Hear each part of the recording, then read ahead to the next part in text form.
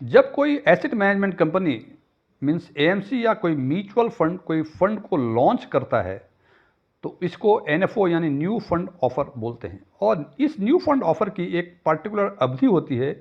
उस अवधि के बीच कोई भी इन्वेस्टर फिक्स्ड प्राइस में यूनिट्स को सब्सक्राइब कर सकता है।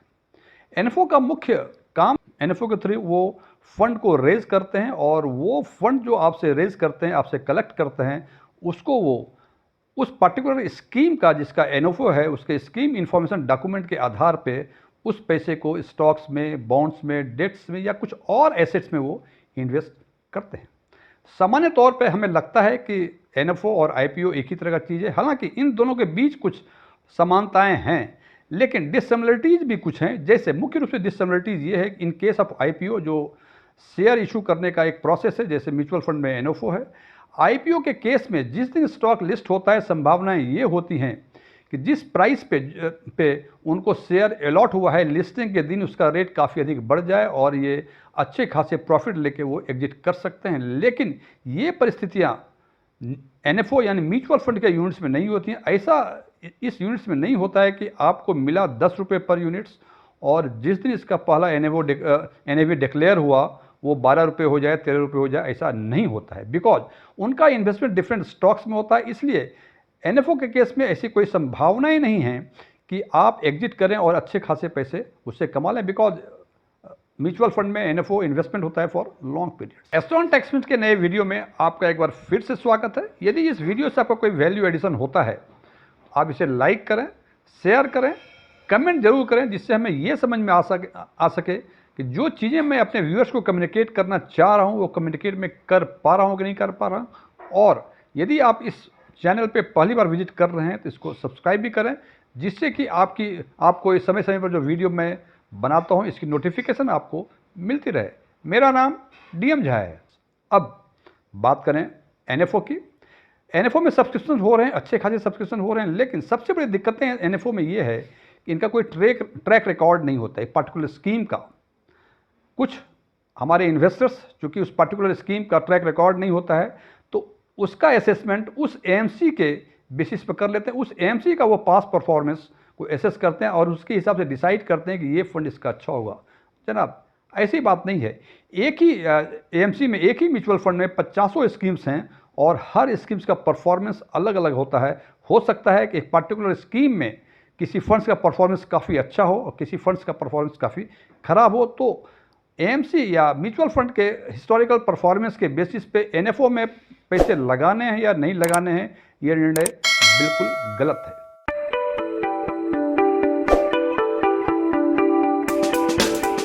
अब सवाल रहा जो मुख्य रूप से इस वीडियो का पर्पस है कि इन्वेस्टर्स को लगता है कि यूनिट्स जो हैं 10 रुपये पर यूनिट्स दे रहे हैं, जबकि फॉर एग्जांपल यदि हम किसी मिड कैप की बातें करें तो हम मिड कैप में देखते हैं या स्मॉल कैप में देखते हैं कि कोई स्मॉल कैप उसकी एनएवी 200 रुपये है, 250 रुपये है, जबकि दूसरा एएमसी यदि स्मॉल कैप फंड आज के दिन में लॉन्च करता है तो वो एक यूनिट 10 रुपये में देता है। तो इन्वेस्टर्स को लगता है कि कहाँ वो 250 रुपये पर्टिकुलर एएमसी का स्मॉल कैप फंड और ये एएमसी जो है, ये म्यूचुअल फंड जो है केवल 10 रुपये में दे रहा है। इसका मतलब ये काफ़ी सस्ता है और इस चक्कर में बहुत सारे इन्वेस्टर्स एनएफओ को सब्सक्राइब करते हैं। मैं ये नहीं कह रहा हूं कि एनएफओ सब्सक्राइब नहीं करना चाहिए, लेकिन यदि आपका कंसिडरेशन इस बात पे है कि 10 रुपये की एनएवी मिल रहे हैं मिड कैप सेगमेंट के एक यूनिट्स, जो कि नॉर्मल कोर्स में 200-250 रुपये पर यूनिट्स हैं, तो हमें सस्ता है। जनाब, आप बात करेंगे, आज हम इसी बात की एनालिसिस करेंगे कि क्या एनएफओ जो कि 10 रुपये पर यूनिट्स के हिसाब से अलॉट करता है, क्या ये सस्ता है?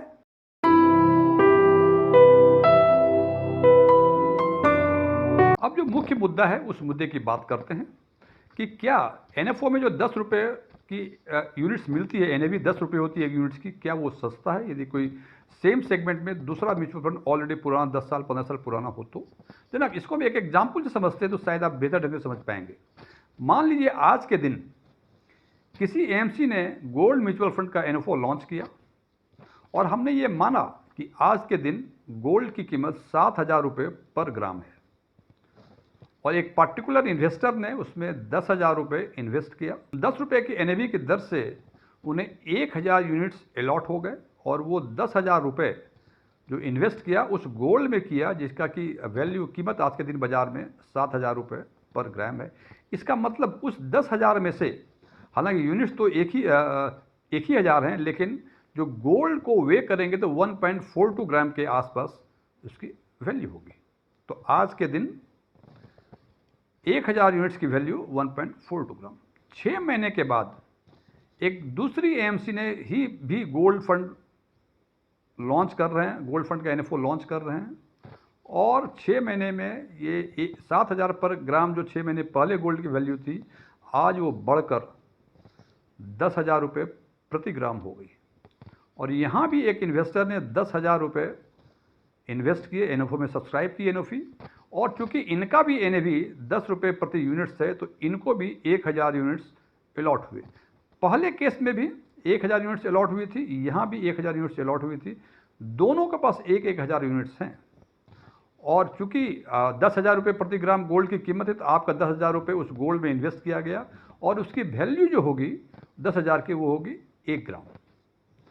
अब देखिए जनाब, 6 महीने पहले जो एनएफओ लॉन्च हुई थी, उसके 1000 यूनिट्स या 10,000 की थी 1.42 ग्राम।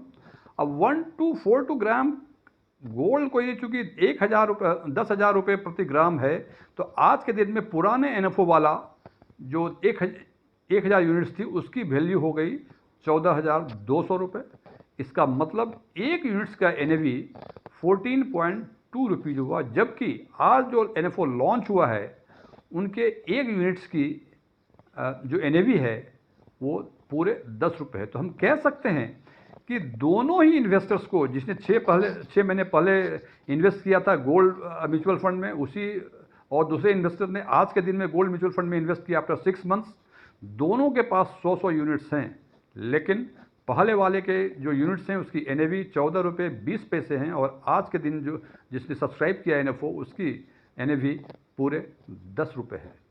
तो जनाब, यूनिट्स के ऑनरशिप तो बराबर है, लेकिन उसकी वैल्यू जो है उसकी 14,200 है, और आपकी वैल्यू केवल 10,000 रुपये है।